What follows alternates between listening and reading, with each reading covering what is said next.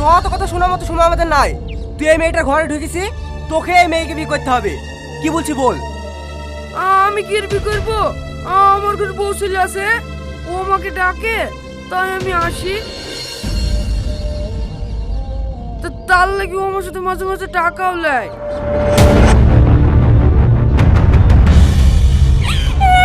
বাচ্চা এত বড় মিথ্যে কথা বলে তোর একটু গায়ে বাজছে না? জানোর কথা কর, আমি তো ঘরে দেখেছি। ও গো মেয়েটা, এভাবে গলাবাজি করছো কেন?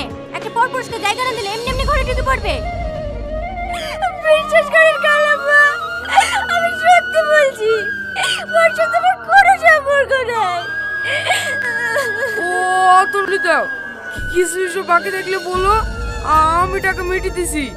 এইসবের মধ্যে আমাকে টাইনো না। এখন তো দেখছি শব্দ সেই মেয়েরই। না না, এত খারাপ মেয়ে আমাদের সমাজে রাখা যাবে না। আপনি কি বলেন ভাই? তাই তো দেখছি। এ শাহিন, কি করব বল? ও আবার কি বলবে? অকাজ কুকাজ করার সময় একবার ভাবেনি ওই বাড়িতে থাকলে আমি এই বাড়ি ছেড়ে চলে যাব।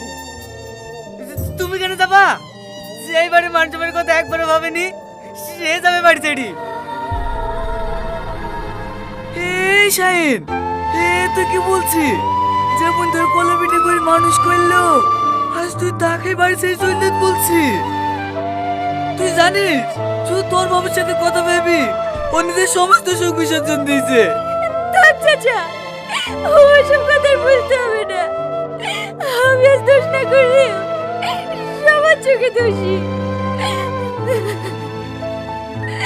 ভালো থাকিস তোরা। এই কলকিরের মুখ তোদেরকে আর কোনোদিন দেখতে হবে না।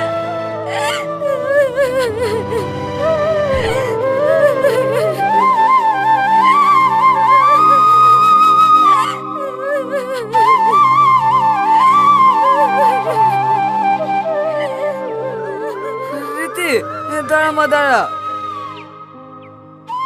চমা, আজ থেকে তুই আমার বাড়িতে থাকবি। না গো চাচা, আমি চাইনি। আমার লেগে তুমি গ্রামের লোকের কাছে দোষী হও। আমাকে আমার মতো ছেড়ে দাও। আমার দু চোখ যেদিকে যায় আমি সেদিকেই যাব। চুপ কর, আমি জানি তুই এরকম কাজ করতে পারিস নি। নিশ্চয় এর মধ্যে কোনো ষড়যন্ত্র আছে। আর যদি আমি তোকে এইভাবে ছেড়ে দিই, উপরবেলাও কোনোদিন আমার ক্ষমা করবে না।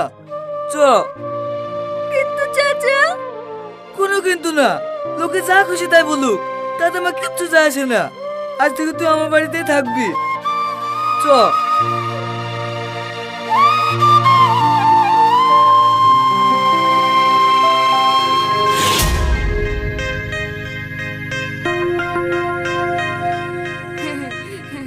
আমার অ্যাক্টিংটা কেমন হয়েছে বলো?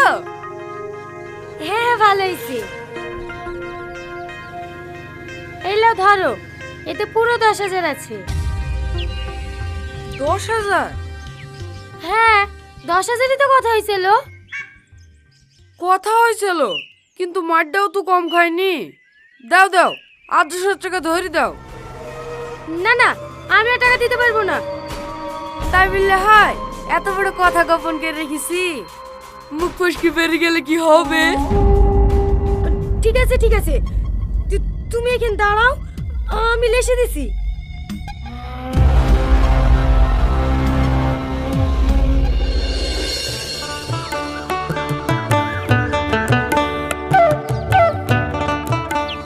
এই রীতি, একটু পানি লেসে দে দিনি।